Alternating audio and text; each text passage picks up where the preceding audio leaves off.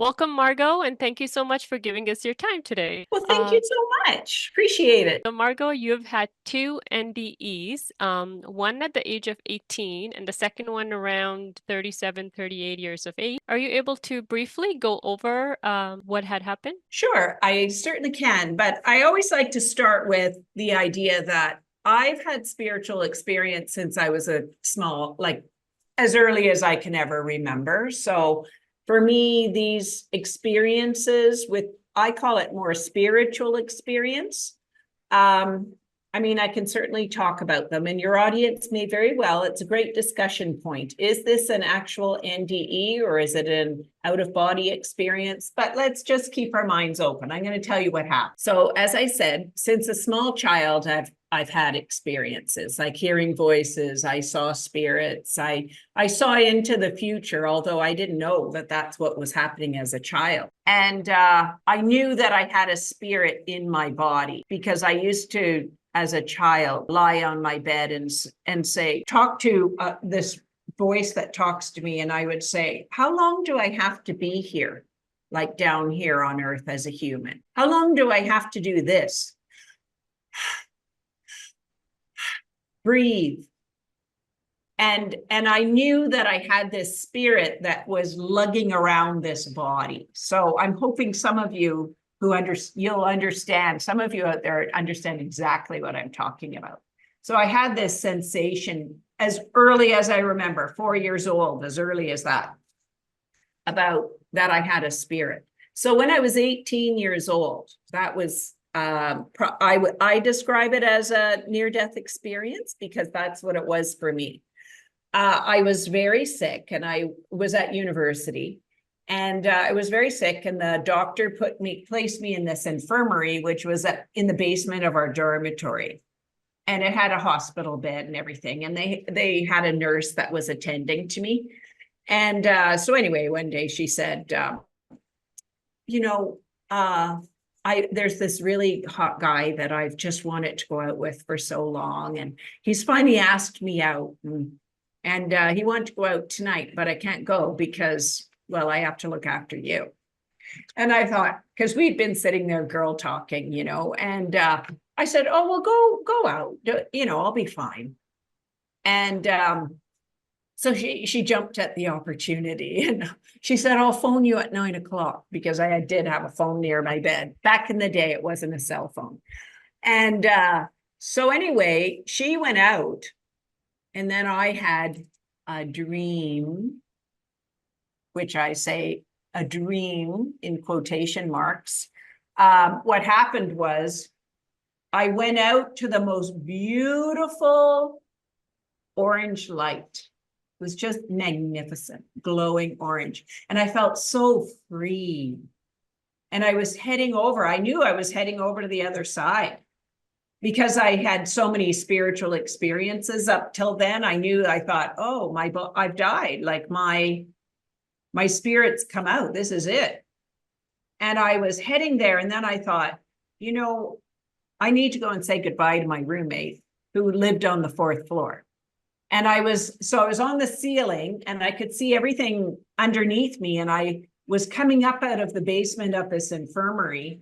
And I could see all the girls at the front door of our dormitory, and they were all in ball gowns. And I was on the ceiling and I did this somersault up there because there was a girl who saw me up there. And all the other girls were waiting for their taxis to take them, because we had a military college just on the other side. And so the girls were all lined up waiting for their taxis to take them to the military college for this ball. And I saw this girl and she looked at me and I said, oh, you've seen your first ghost. And I did a somersault in the air. And then I said, I've got to go. And then I went up on the ceiling up to the 4th floor, and I went into my dormitory room, and my roommate wasn't there. And I said, well, can't wait. I have to go. And away I went into not white, but it was orange, into this orange light. And then and I confused myself. My second one, I went into the white light. So that shows me that not all near-death experiences are the same. And I came back into my body and I just sort of went, whoa. And then my nurse came running in. She said, I was trying to phone you. I let it ring and ring and ring and ring and ring and ring. And you never picked up. I thought you were dead. And I said, I think I was dead. And I said, were the girls going anywhere tonight? Like to a ball? I could see them all wearing ball gowns. And she said, you can't even walk. Like, you're so sick. You can't even get out of bed. Well, I saw them. I was on the ceiling and I was looking down at them. She said, well, they were going to a military ball. And I said, well, I saw them. And she was a little bit like kind of freaked out. So that was one of them. And sometimes you wonder why you have these spiritual experiences. And I talk to people book sessions with me because they want me to help them process their experience. And, like yesterday, I was talking to a woman from Israel, actually, and she has so many spiritual experiences as well. But who do you talk to about them? How do you process them? I process that one as a near-death experience. And I never really knew growing up why I was having these experiences or what I was supposed to do with them. But I do now. And so that's what I do. I've devoted my whole life to doing that. And, people might want to look at this and say, well, that was just an out of body. That wasn't a real near death. And I'm not, I don't really care about the explanation, I guess. I want to be available for people who have what I have. And if you see my hair blowing, everybody, it's because I have a big fan going. It's so hot here, being summertime. Anyway, so that was one of them. And that experience came in really handy when I was a high school English teacher, because I had a student in my class who was wrestling with something very similar. Her best friend was murdered. And she got a phone call in the night at about 2:15 in the morning on her cell phone. And she was stumbling around the dark her cell phone was in her purse, and she was stumbling around in the dark trying to get this cell phone. And she saw the signal dropped out when she found her phone in the dark. And she looked at it and had no caller ID on it. And in the morning, her mom called her to say that her friend had been murdered in the night. And because she was at a basketball tournament that weekend. And when she was in my class, I could see her eyes going dim, like she had no spirit in her eyes. And I said, listen, why don't you tell me what it is? And if I can help you, I'll help you. And if I don't know how to help you, I'll find somebody who does. And it turned out that her friend had called her in the night, and she was just rattled with guilt that somehow if she'd gotten to the phone, she could have saved her friend's life. And I told her the story of my 18-year-old near-death experience. And I said, you know what? I was the same age as you, 18. And I wanted to go and say goodbye. It makes me cry a little bit. Like I get choked when I think about her. I said, I wanted to go and say goodbye to my best friend. But she wasn't home. And I think your best friend was just trying to say goodbye. And she went off and she went to the most beautiful unconditional love you'll ever imagine. And I would take it as an honor that she wanted to say goodbye to you, because that's how I felt when I was in that moment. So I get these experiences, and sometimes I don't understand why they're happening to me now, but I understand why they happened to me later in life. And I met that student. She would have been in her about 32, just a few years ago. And we went for coffee because she Facebooked me and said, you want to go for coffee? And when I saw her, she burst out into tears and she said, you saved my life. And I said, how did I do that? Because what you didn't know was I was just thinking about going home now, back over to the other side. I had been thinking about that and I was ready to do that. And then you said to me, I see you. I see you. Come and sit over here. If I can help you, I will. And if I don't know how, I'll find somebody who does. And she said, that story you told me saved my life. So I know these stories that happen to me. They're for your audience. They're for the people I meet. They're for the people who book in with me for a session because they want to process their experience. I hope that's helpful. The next one, I was about 36, 37. My mom had recently passed. And I was doing a ceremony, actually. It was a fasting ceremony, and I don't want to get too much into the ceremony, but it's a complete fasting, no food, no water. It's an Indigenous ceremony. No food or water for 4 days, and it's quite a grueling ceremony. And about the third day, I was in the ceremony, and then everything started to whirl around me like this. And I don't know what happened to this part of me, the body, in that moment, but my spirit just went out. So some people might call it an out-of-body experience, but my spirit went out, and it went to the most amazing, unconditional love. It was this beautiful light of unconditional love. And it was so big and so beautiful that I had to open my eyes really wide to see it. And I opened my mouth like this.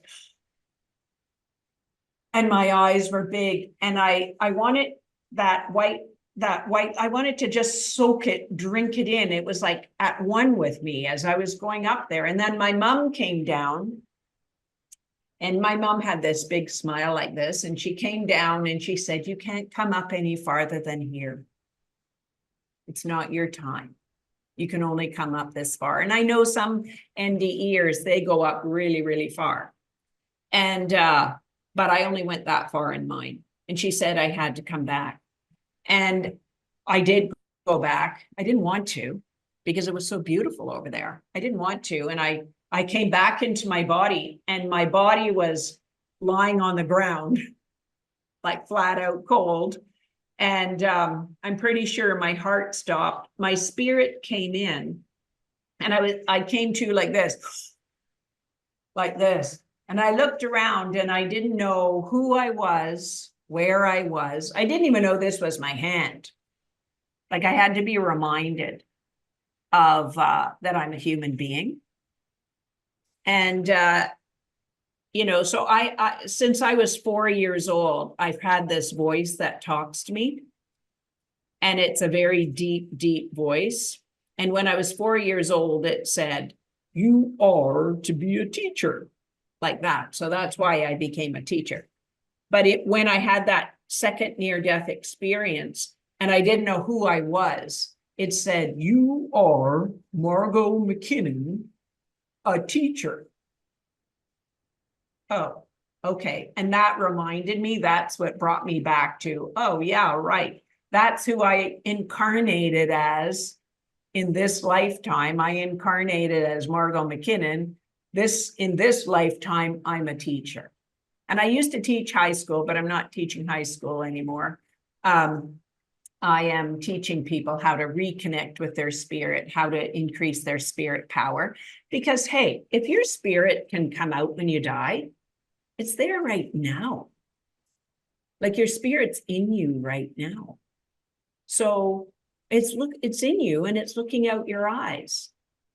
So do you know your spirit? Do you know your spirit capacity? How powerful it is? What it can do for you in your life? So it's not like your spirit suddenly appears when you go over to the other side. It's in you now. And we spend a lot of time working out our body, working out our mind through school or any of these other things. But what are you doing about your spirit? And I bet a lot of you are really looking at your spirit and figuring out, how can I get my spirit as strong as I possibly can? And are you able to give us some tips on how we could do that? Well, the very first thing is that, I never know how ready people are who are watching me on a in this kind of environment. So I don't like to give too many, but I would say one of the things is that you have to ask yourself a really important question. Have you created the life your spirit wants to live? Because your spirit came from that white space place of absolute unconditional love, and it got inside your body. It wanted to have a beautiful, brilliant life. But sometimes, because of our body and mind dimensions, we stunt our spirit. And I really would say it's time to exercise your spirit, get it working. I mean, you can even have your spirit run errands for you. You can have your spirit go ahead in time and show you what you need to do today. So your spirit is a very, very powerful, but a lot of people have not really developed their spirit selves in this body-mind world. And I run online lessons. I'm almost finished. I run them in a series because it's a step-by-step. And, you know, I'm a teacher, right? So you get homework. So I give you homework to do and all these practicing exercises to do.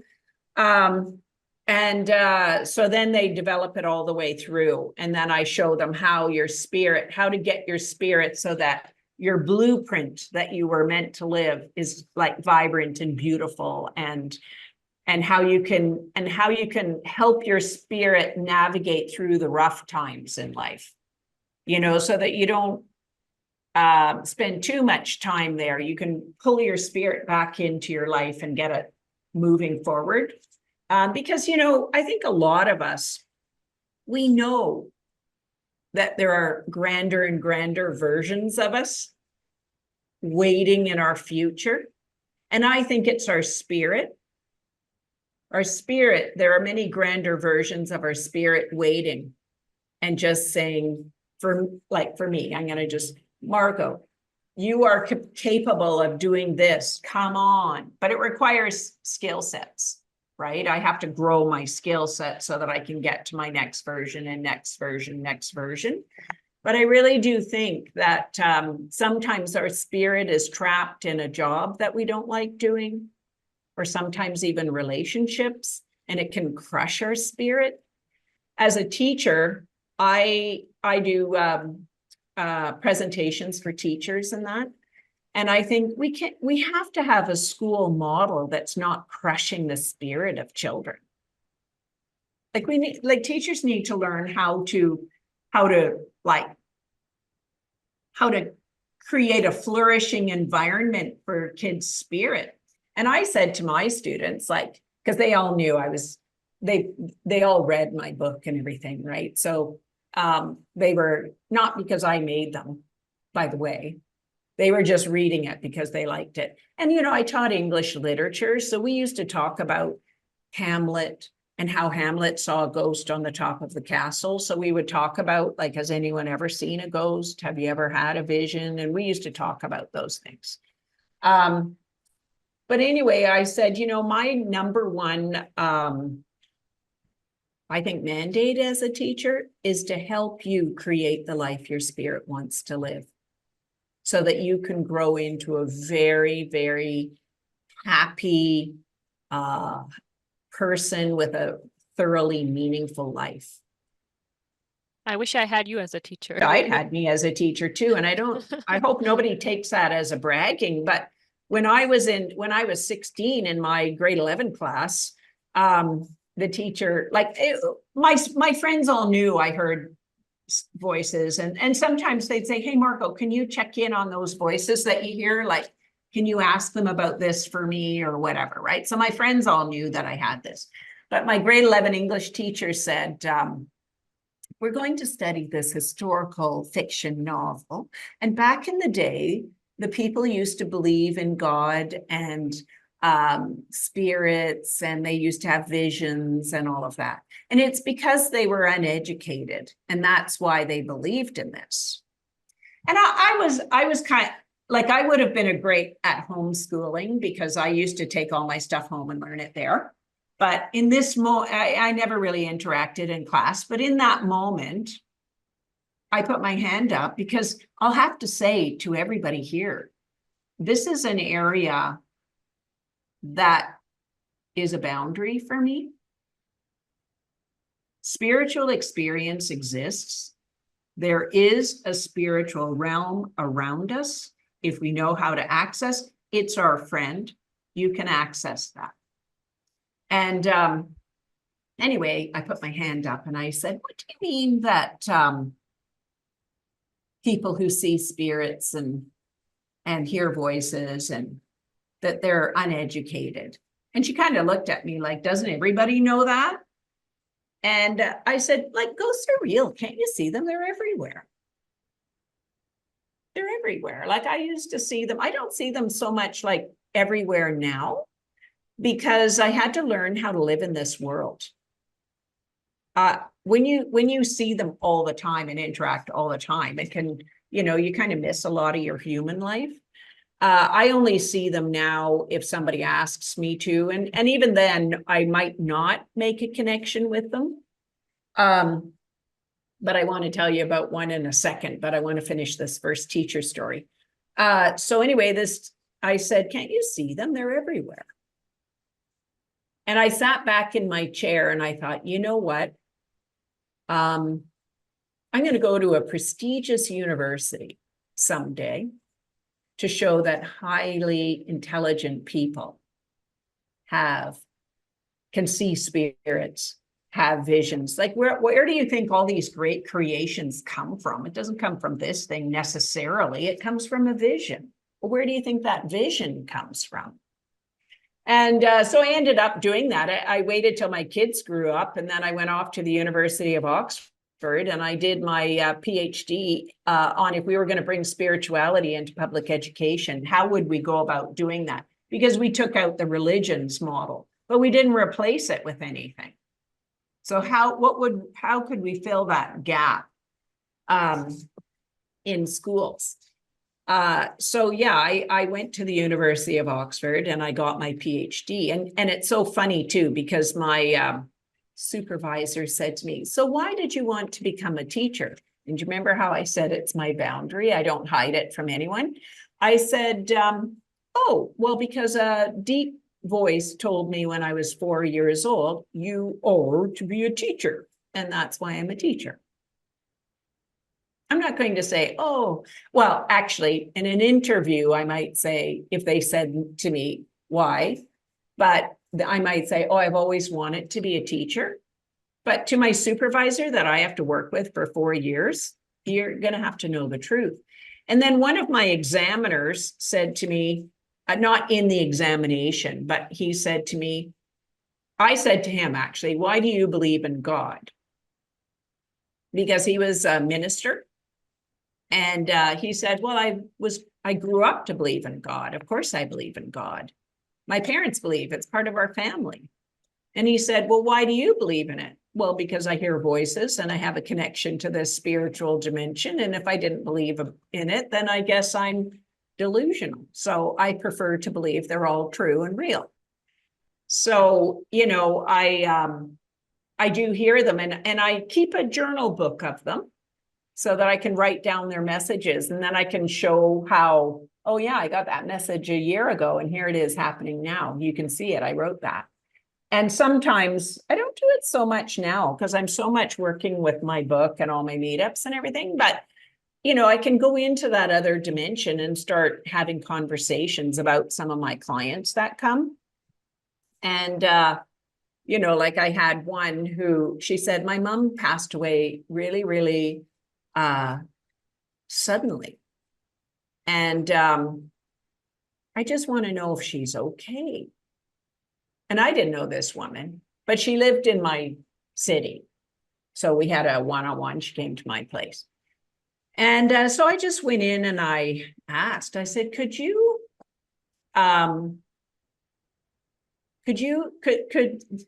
this person's mother please come to me? And immediately this woman was sitting beside me. And I said, oh, hello, what's your name? And I heard, Helena. Can you hear that? Mhm. Helena, just soft like that. Oh, so I wrote it down on my piece of paper. I said, what do you want to tell your daughter? She said, I want my daughter to know that I was never a believer. I was really of the body mind world. And when I passed over to the other side, I found out it's all real. There really is a spiritual dimension. There really is all this white light. And I want her to continue working on her spiritual growth because it's so important. And she said, and by the way, I'm working on mine now because I found out it's all real. So she said, so I want to come with my daughter to all the things that you're doing. And this woman comes to my meetups and she's been working with me for 4 years. Not every week. I have a meetup group and she comes once a month so that we can stay on track. So I always say to her, well, if your mom liked a cup of coffee, or because they're on Zoom, put a chair for her because she said she wants to come to every one of them. And if she likes a coffee, put a coffee out for her in the morning. And when the woman arrived, actually, I said, what was your mother's name? And she said, oh, her name was Helena. And I said, oh, yeah, I heard her saying that. And I can show it because I had it written down on my piece of paper. And I said, okay, good. We've got the right person. So you can attune to that. And they really are there. Spiritual dimension is right there. And your relatives that have gone over, they're super excited that you're watching this podcast, that you're growing your spiritual side, that you're thinking about all these things. So they're super excited you're getting involved and engaged. And thank you so much for Amandeep for actually having this podcast and taking the risk and creating a space, for people. And thank you for giving us your time to have this lovely conversation. So I just want to go back to your NDEs. How did they change you? Like you already were connected to the spirit world, but did the first one and the second one change you even more, or like did things just stay the same? Like what happened? Well, that's a really great question because it profoundly, as brief as it was, profoundly changed my life. And what it did was, once you experience that absolute unconditional love, and then I came back here to the real world, and it seemed flat.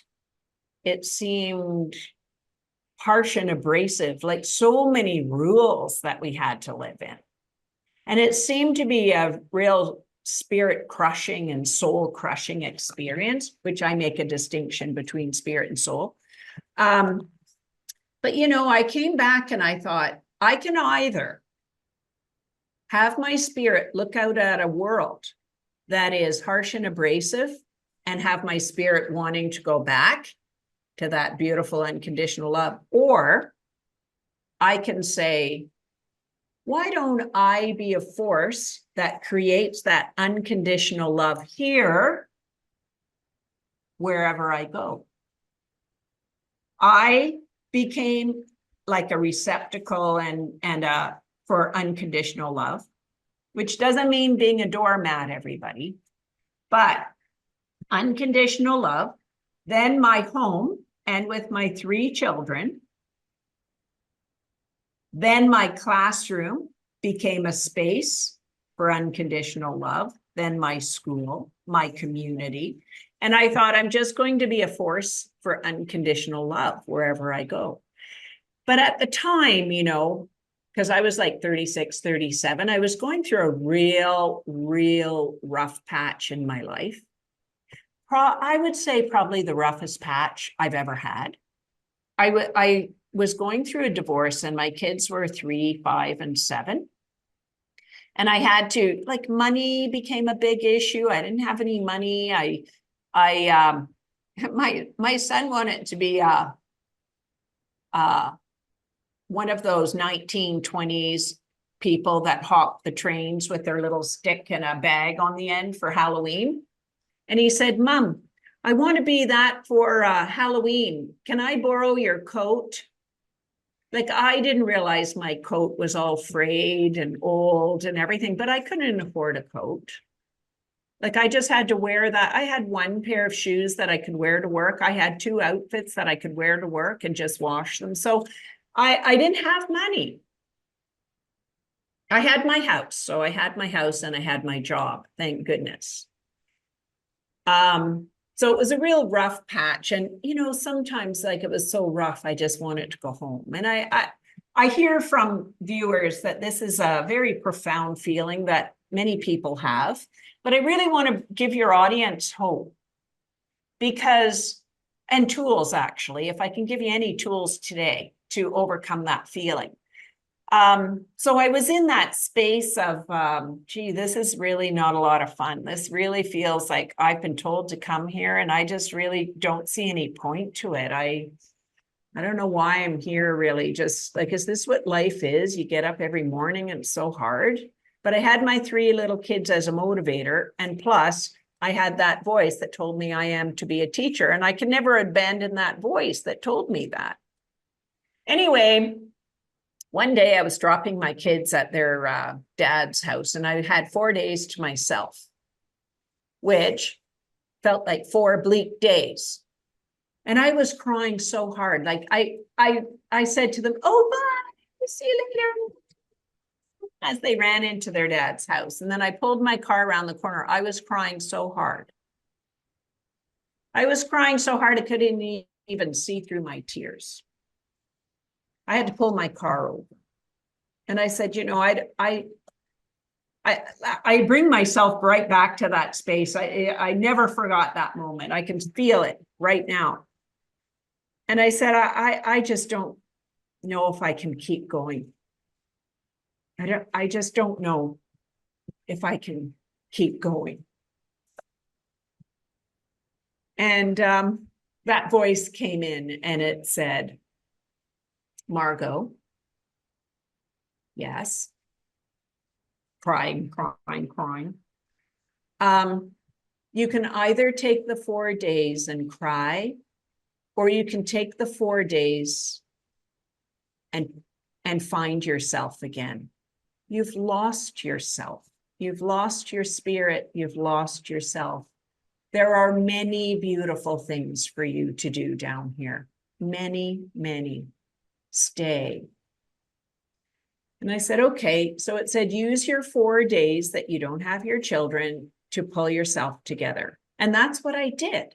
I started exploring passions that I'd let go when I was young, you know, because I was a kind of a creative little kid. So I was trying on all these kind of creative things to do, and I was practicing, and I bought myself a book, like a journal book. I keep them always, like here's this one. I bought myself a book so that I could write down what I was doing and all my, you know, even if I went to the movies, I put the movie ticket in my book. And I really started exploring and listening, tapping into my spirit, because, you know, you have to create the life your spirit came here to live. So I was really tapping. I said, what do you want to do today, my love? And my spirit's called Margot, my love, my darling, my sweetheart. So I'll go like, Margot, my love, my darling, my sweetheart, what would you like to do today? And then I would go and do it. So I would make space for her to do whatever she wanted to do. And I found my joy coming back. And then my kids were noticing that I was this kind of a new mom of like, I'm excited, right? Because I wanted to be a model for my children about, you know, hey, guess what? Rough patches are going to come in life. They just simply are. That's part of the experience of being human. But how do you deal with those rough patches? And I wanted to be an example for my children of how you pull yourself out of a rough patch. And guess what? I must have been a good example because they do the same thing. So they're in their 30s now, and they'll phone me up. I'm in a rough patch. Okay, what do you need to do? And they go back in. Okay, I've got to go back in. And, you know, so they do these tools, right? Just find themselves again. And you know what? Here's the thing. when I got my joy back, and all these things I was doing didn't cost money because I didn't have any. I didn't have any money, really, just enough money, hopefully, to keep the lights on. So I used to take my journal book and my camera, because I had this little wee camera, and I'd go down to the river and I would sit and journal and talk to the universe and write it all down on my book and draw and everything. And these were all things that brought my spirit back, didn't cost a penny. And once I had my spirit back, then the universe delivered the most profound vision I've ever had. Okay. My school wanted me to become a principal. So they said I had to go do my master's degree. So here I am, like I have no money. I've got 3 kids. I work full time, but okay, I'll go do my master's degree. And I got a scholarship actually to do it. So that helped a lot. And I went off to do it. And I took this one class for myself, and it was called Philosophy of Mind. And guess what? The homework assignment was, how are the body, mind, spirit related? So I asked that voice. And I went up and I asked that voice, I said, can you tell me how the body, mind, spirit are related? And it came down, like it was the first time I actually saw that voice. And it came down as this massive figure in my living room. And it said, you have 5 dimensions, not just 3. You have a body, a mind, a spirit, a soul, oneness. And you're born dominant in one of those, and you grow the others over time. So you can see, you know, your personality by where you're dominant in your 5 dimensions. So and I think that all came from because I had that near-death experience. I understood what unconditional love was. I came down here and I said, I'm going to recreate that here on earth for you. I'm going to pull myself together, because if I'm sad, then I can't be an effective unconditional love. So I pulled myself together. And when I did that, I got a profound vision. I'm going to show this, and this isn't to sell books, but yes, you can get one off my website. But I made the cover so that I could be on a podcast like this and be able to have a visual for you. So when the universe came down and said, you have these 5 dimensions and you're born dominant, body dominant people, their spirit came down in here and they love the physical, tangible parts of life. Hair, makeup, nails, fashion, food, shopping, design. They're really fun people. I happen not to be a body dominant person, but I love having body dominant friends.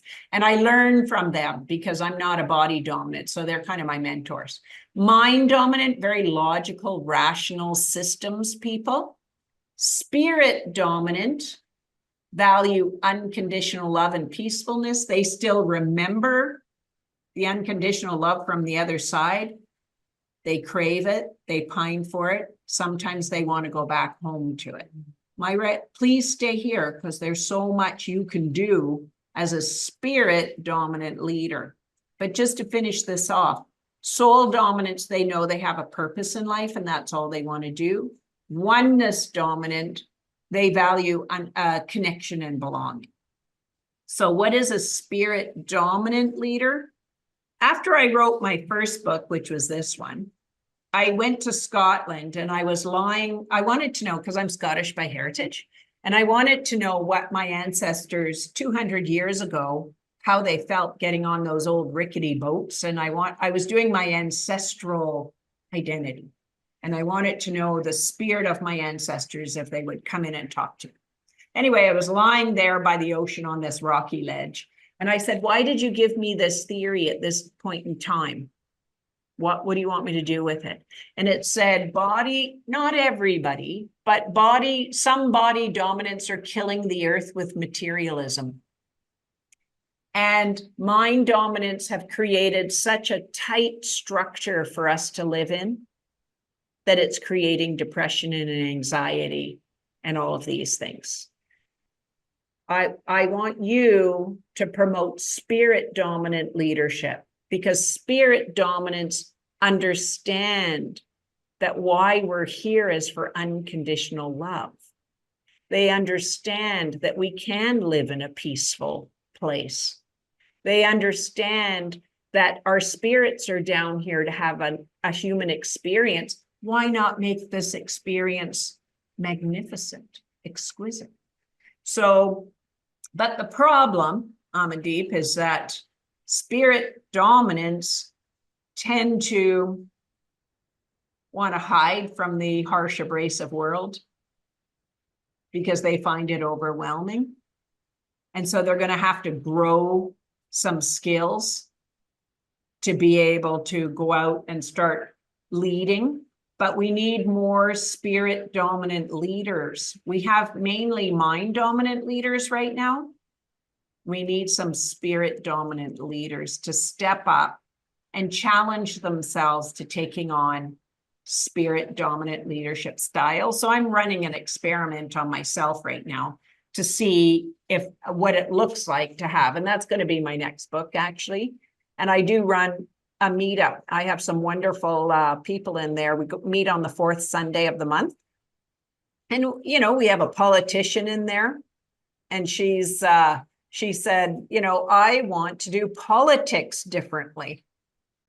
You know, we've got to change the way we do politics. It's just too harsh and abrasive. So she's running right now, and she's putting her campaign together. So we're in there, we're cheering her on, you know.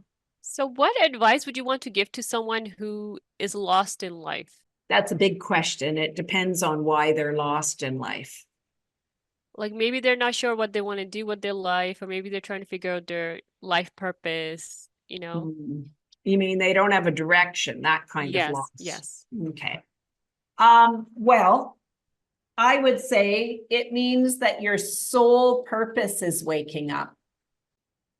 So you have a spirit. Your spirit is your unconditional love. It's the life it wants to live down here. And this is your sense of purpose. And your sense of purpose, you know, like these all wake up and sometimes go to sleep in your life. And we've left these ones kind of dormant. A lot of people have left these and they've atrophied in their life. But now people are finding, especially when they retire, or if they go through a troubling patch, they want to find some sort of meaning and purpose out of it. But I would say it means your soul dimension is starting to wake up.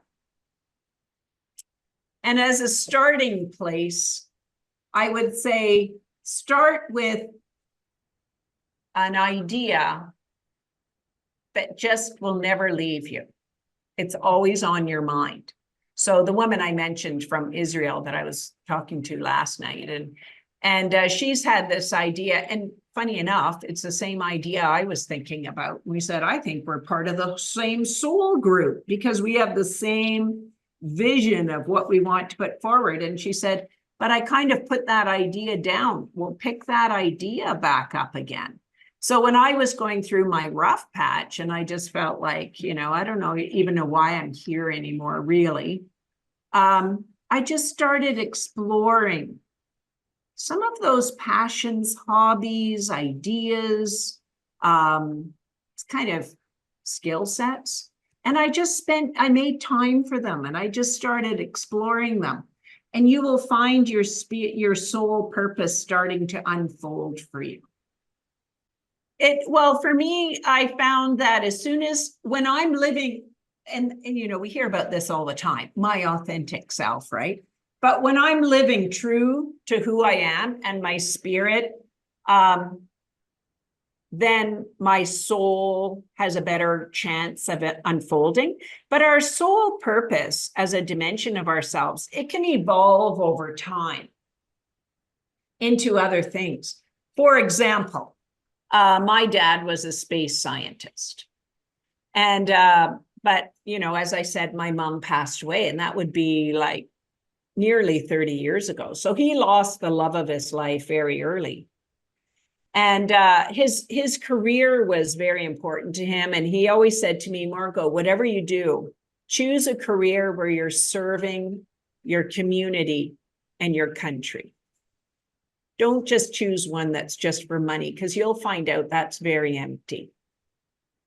My dad and I are very bonded because we're both real soul people. Anyway, so he retired. My mom passed. Now he feels empty, directionless. He said, what do? You just get up every morning, you read the newspaper, maybe play a round of golf, come home. He said, there's no meaning. And I was visiting him because he lives in Ottawa on the other side of the country. And so I tapped into my spirit dimension, as I do. And I said, you will find your purpose by sunset tonight. And he said, really? So, and my family trusts me about that because they have ongoing like confirmation to listen to me. Anyway, then the phone rang. And my father at the time when he retired, he was working as a volunteer at the local hospital in the intensive care unit. So the phone rang, and then I hear him having a conversation. He said, I can't believe it. You just said that to me. I will find my purpose by sunset tonight. And this is a man 6 months ago. His wife was dying. And I said to him, here's my card. If ever you feel life is so overwhelming, because I know what it is to lose the love of your life. If life becomes overwhelming, call me and I'll come and talk to you. I'm right here. So this was the man calling him.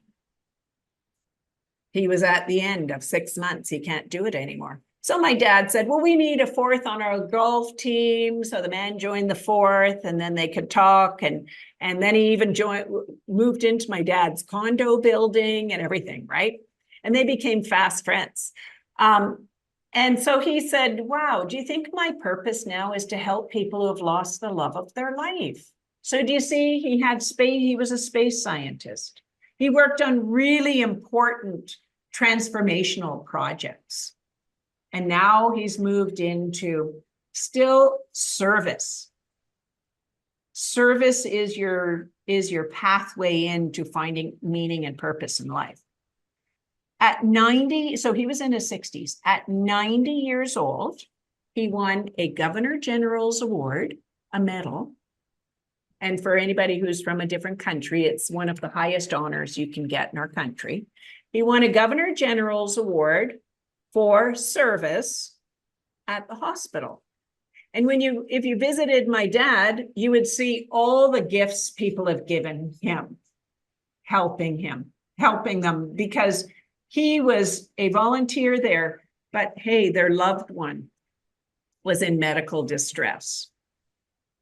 And the doctors and all the other people in the hospital realized that my dad was helping them through that grieving process and they filled him in the paperwork. So at 90, he got a medal for his service. Not that that's what he was looking for, but do you see what I mean? Your purpose can change in your life, but it's really about service. How can you be of service to your family, your community? And some people might say, I feel like I'm doing service all day long. Then appreciate it. That's what your soul purpose is about. Start there. Make space.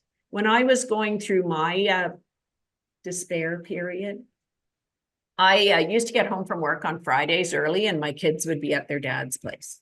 And I would say to the universe, okay, I'm home from work early. If you need me to do anything for you, just let me know.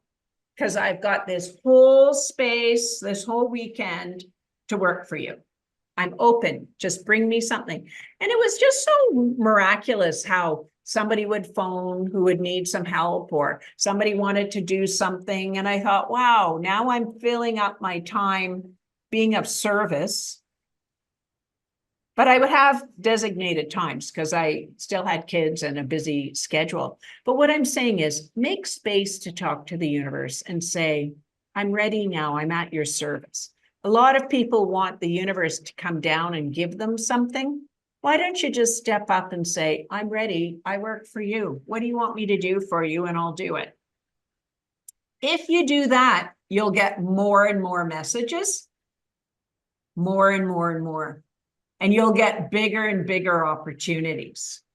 But the universe works like, if you want something done, ask a busy person, right? Don't give a big idea to somebody who just wants to lie on the couch. You give a big idea to somebody who will put it into action. So start small, start with making space, start asking the universe what it needs done, and then you'll find you're going to get bigger and bigger opportunities. So what has been the most important life lesson you've learned in this life? That I was a spirit dominant person. I didn't know I was a spirit dominant person. I was living a much smaller life as a spirit dominant person. I would say I was invisible. People used to talk over me, ignore me, see through me, because I was such an ethereal person. And I didn't know how to deal with the harsh and abrasive way people communicated. So I would just recoil. I would rather stay at home by myself than to go out into the harsh, abrasive world. And when I realized, oh, you're a spirit dominant person, you value unconditional love and peacefulness. That's what the world needs right now. You have to find ways to find joy down here. That's why I called my first book, The Exquisiteness of Being Human, because I realized with my older sister, I thought one day I realized, wow, you're at home everywhere and I'm at home nowhere because I'm a spirit dominant person. I decided I was going to make Earth my home.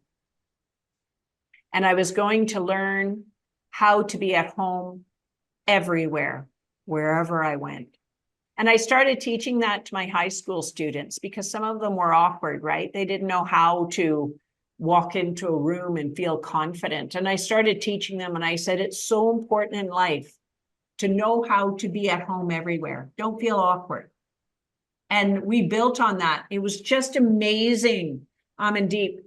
Once they learned how to be at home, I said, be at home in math, even though it's your toughest subject. Be at home wherever you go. And their marks just started going up and they started getting bigger and bigger plans for themselves. So I'd say that was my biggest lesson, learning that I was spirit dominant. So rather than staying away from the world, find a way to make it my home. And what is the definition of God to you? Well, I think it is oneness. And I think it is this very powerful force of oneness that connects all of us. I don't think everybody always listens to that oneness, which is why we get division and arguments and all of that. But if you want it to get closer to God, build your connection and belonging skills. Learn how to connect people, learn how to bring people together, learn how to make people belong. And then you're activating your God dimension, I guess, if we wanted to call it that. And I remember going out for a run because somebody in my meetup group had asked me a question. I said, because somebody said to me, why do you think, and I don't know whether that voice is God or I kind of think it is because it's such a oneness voice, but it is this deep voice. And I said, somebody had asked me, why do you think that voice comes to you so easily? Like, what? And I said, well, for starters, I listened to it. And also, if the Garden of Eden story were real, I wouldn't have eaten the apple. Meaning, if I have this beautiful world I can live in, I listen to that voice and I do what it says because that voice is profound. Like I've tested it over time to see how powerful it is or that it's telling me to do good things, right? So I think God is this powerful voice that wants us to be our best and do our best. And it doesn't mean being perfect. God is so forgiving. I have a conversation with God every single morning and every night before I go to bed. And I sit in my white light meditation and I say, well, I have to meet Amandeep today for a podcast. Is there anything that you want me to tell her? Is there anything you want me to tell the audience? And we have a whole like briefing meeting about my day. This is what I have to do. And I'll do it again before I go to bed. And I'll say, how did I do? Could I have corrected? Could I have tweaked something? Could I have done better? How can we make sure the viewers got something out of it and that they feel enriched by this? So I don't know. Does that answer your question? Yes, it does. And just one last one. Well, there's a lot of chaos happening around the world, or it looks like there's chaos happening. Do you have any insights to what is taking place? Yes, I do. And that voice has talked to me about that actually. And that's part of, I think the whole COVID lockdowns and everything. I think that it was a real test of leadership. And this voice is telling me about leadership. We need to change our leadership style. And we're getting a lot of chaos today because of an old school leadership style. And that's why we're getting this chaos. If we start refocusing ourselves and saying, we need more spirit dominant leadership, where we understand as the leader, we're creating this beautiful experience for people. And, you know, I run a corporation here and like it's a condominium corporation. But anyway, whenever I have one of our new service providers and I'm speaking to them about expectations and everything, I always ask them this one question. And I say, how can we make your experience so good that you can be at your very, very best? We want you to be able to drive by our building and say, I work on that building and there are good people in there. So if leaders started thinking, my job is to create the environment for everybody to flourish instead of competition and sabotage and fighting, take all that out. And if you refocused and said, my job is to create the conditions for everybody to flourish, then we'd be in a way better place. Do you see that changing? Well, this voice has told me that we need to link arms. All of us viewers out there who say, this makes sense to me, Margot. Well, then send me an email. Tell me if this makes sense to you. Are you going to be part of this movement of saying, you know what? This is true. This is true.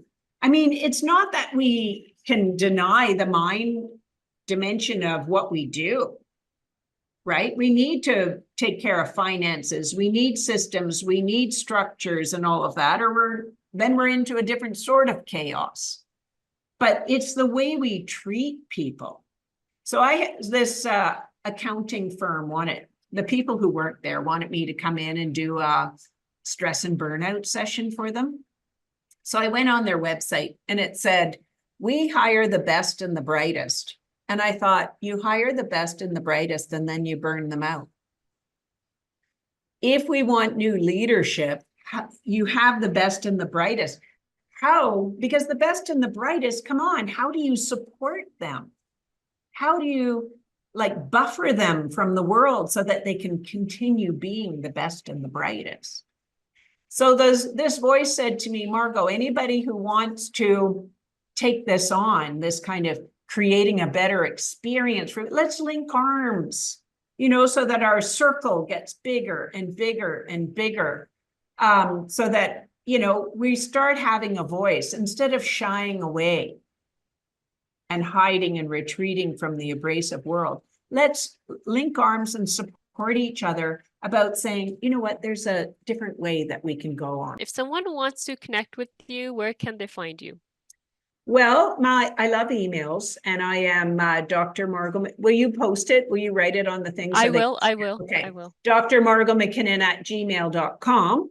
I will answer them. Guaranteed, if you send me an email, I will be on there as quickly as I can. Okay. After my white light meditation in the morning, I go to my emails and I respond. So that, and on my website is drmargotmckinnon.com. And I have my groups, and I'm going to be setting some new online lesson dates, probably for October. My daughter's getting married in September. Yay! So I need in August and September to kind of get ready for that.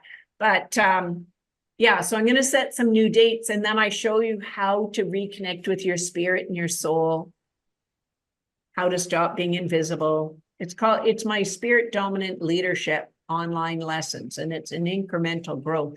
So there's that, and then there's my once a month Ask the Universe groups that you can join if you want.